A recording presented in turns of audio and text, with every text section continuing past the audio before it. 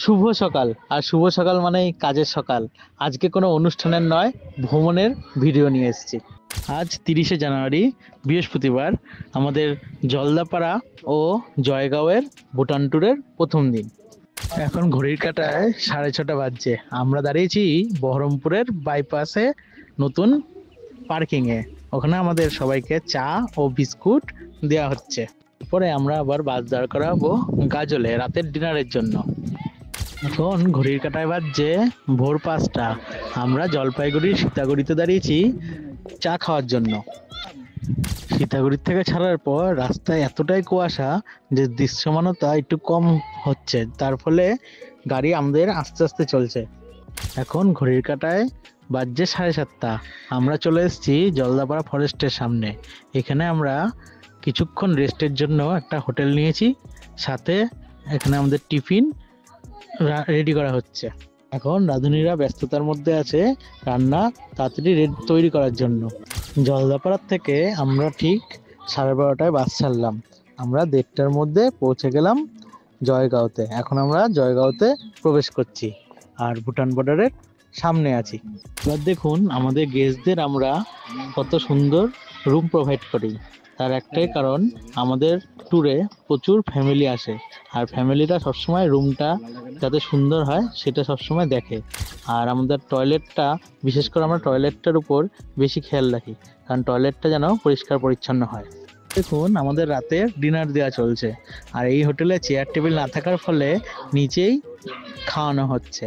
আর আমাদের রাতের মেনুতে ছিল ভাত, মুসুরির ডাল, আলুর চিপস, মটন কষা, চাটনি, পাঁপড়। সকালবেলায় জয়গাঁওয়ের পরিবেশটা একবার দেখুন। আর এটা হচ্ছে আমাদের হোটেল। আমাদের হোটেলের নাম হোটেল দেবী। এবার দেখুন আমাদের হোটেলের উপর থেকে ভুটানের ভিউটা কি সুন্দর আসছে। আর একটু কুয়াশা থাকার জন্য দৃশ্যমানতা একটু কম আছে। গেস্টরা ভুটানে যে ঘুরতে গেছিল তার একটা ভিডিও দেখুন, ঝুলন্ত সেতুর উপর ছবি তুলেছে। আর ভুটানের রাস্তাঘাট কত সুন্দর ও কত পরিষ্কার সেটা একবার দেখুন সবাই। এবার সকালের টিফিন তৈরি করা হচ্ছে। সকালের টিফিনে থাকছে রাধাবল্লভী আর চানা মশলা। এবার সকালের টিফিন করে আমরা এখান থেকে বেরিয়ে চলে যাব কোচবিহার রাজবাড়ি। আমাদের কন্টেনার থাকার ফলে আমরা এখান থেকে রান্নাটা করে নিয়ে যাচ্ছি, কারণ আমাদের কোচবিহার ঢুকতে দুপুর 3টে বাজবে। এবারে আমাদের গেস্টরা একে একে ব্যাগপত্র নিয়ে হোটেলের নিচে দাঁড়িয়ে রয়েছে। আমাদের বাস রয়েছে পার্কিংয়ে। পার্কিং থেকে বাস আসতে একটু সময় লাগছে বলে সবাই দাঁড়িয়ে রয়েছে। এবারে বাস চলে এসছে, আমাদের গেস্টরা একে একে বাসে উঠে পড়ছে। আমরা সেই ফাঁকে রান্নার সরঞ্জামগুলো ডিকিতে তুলে নিচ্ছি। আমাদের বাসের গেস্টদের এবার সবাই দেখুন। আর আমাদের গেস্টরা ভুটান ঘুরে এসে আনন্দে আত্মহারা।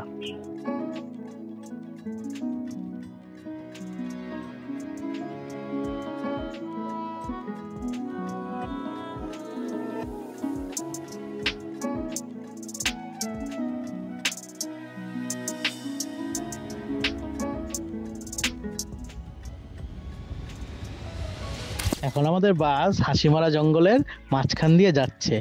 আর বাসের লিমিট এখানে 30 বেঁধে দেওয়া আছে। এবারে কোচবিহার শহর আমাদের স্বাগত জানানোর জন্য কি সুন্দর একটা গেট বানিয়েছে দেখুন। আমরা এখন কোচবিহার রাজবাড়িতে প্রবেশ করছি। আমাদের ট্যুরের ব্যানারগুলোতে লেখা থাকে চলুন ঘুরে আসি বেলুন বাসে। অনেকে আমাকে ফোন করে জিজ্ঞেস করেন বেলুন বাস মানে কি। বেলুন বাস মানে এয়ার সাসপেনশন। চাকার দুপাশে রবারের বেলুনের মতো যে দেখছেন সেইগুলো বাস স্টার্ট করলে ফুলে ওঠে, আর বাসের ঝাঁকুনিটা এই বেলুনের মধ্যেই খেলে। এবার দেখুন কোচবিহার রাজবাড়িটা কি সুন্দর লাগছে।